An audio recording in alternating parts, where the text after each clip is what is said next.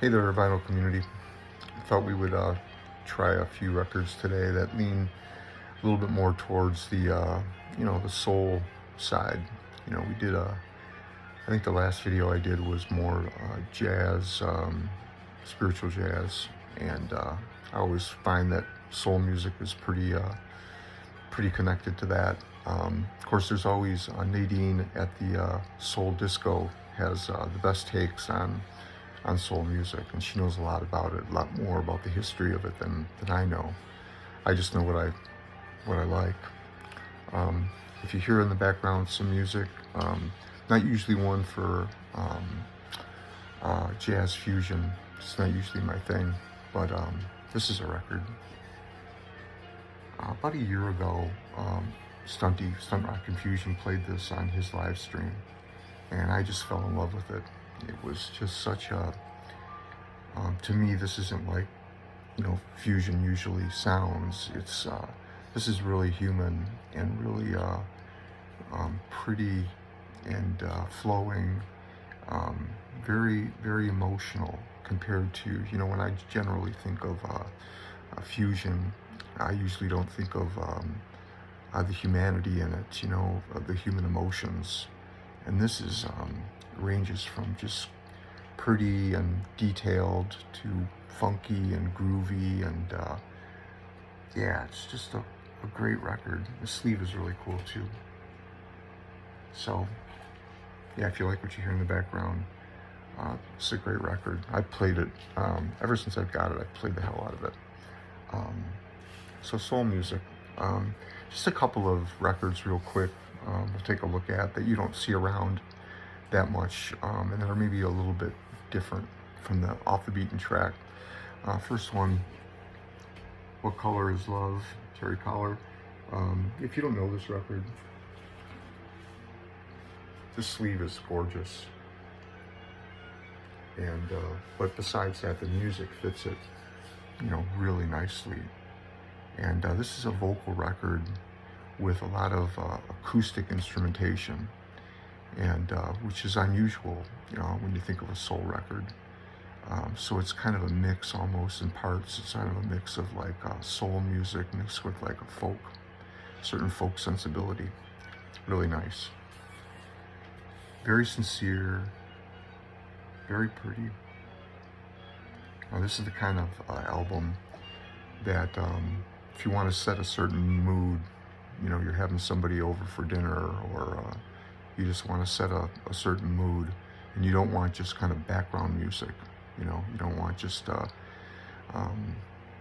new age music in the background. This is a record worth hearing, that'll captivate you and your companion, and set just the right tempo. Gorgeous record. You don't see this around too much anymore. I think I have a feeling that the prices have gone up on this quite a bit, but definitely worth hunting for.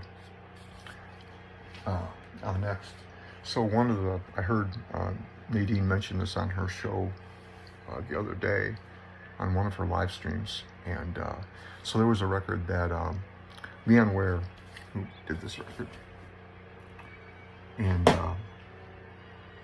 he was doing writing songs for Marvin Gaye, very successful, and I guess there was some business problems, and Leon decided not to continue the partnership with Marvin Gaye.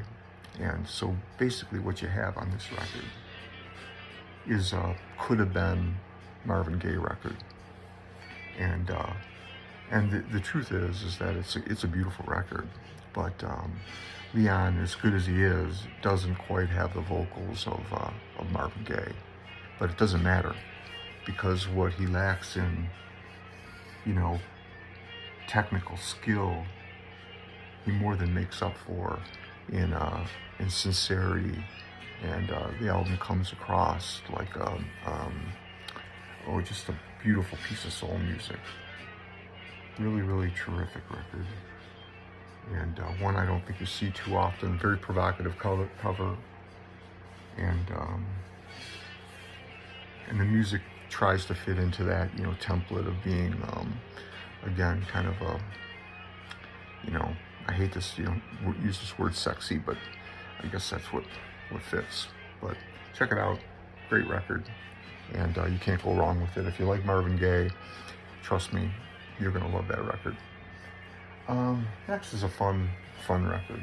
I'm a big Funkadelic fan. I love Funkadelic, and in fact, I'd say probably my number one want of anything is Funkadelic's third record, Free Your Mind and Your Ass Will Follow, which I think is a really unique piece of music. Tough to find in good condition. I figured living in Detroit, eventually I'll see one, but it's been, a few have come across my hands, but they've always just been really, you know, Funkadelic's records were just, they were played and they were beat up, and it's hard to find. I've been pretty successful with Maggot Brain and the first album, but this third one has eluded me, and I won't buy one that's not worth, you know, I'm not going to buy a beat up copy of it. It's just not worth it. But this is so Funkadelic members started to right after the first record and second record, members started doing solo records. It was part of the deal that they cut with there was Parliament and Funkadelic, and then they were allowed to do a lot of offshoots from that. Parliament being the more commercial-minded, disco-minded, dance-minded music, and Funkadelic being the more experimental. Bernie Worrell did this great record, All the Woo in the World, and it's a little masterpiece, man. This is a funny, funky, terrific piece of music. A lot of fun. And if you like the lighter-hearted parts of Funkadelic, then this is a record I think you'd be worth checking out. And I think it's kind of hard to track down. A couple of years ago, I ran into this copy. I was really happy to, but it's not something that I've ever just seen around. Yeah, I'm sure you could get a copy on Discogs or whatever. But this was a nice, clean copy. I was happy to get it. And great little record, and one that I think gets ignored in the funk soul world. So check it out. Anyway, just those quick 4 records had for you. Hope everybody's good and has a great weekend. Thanks.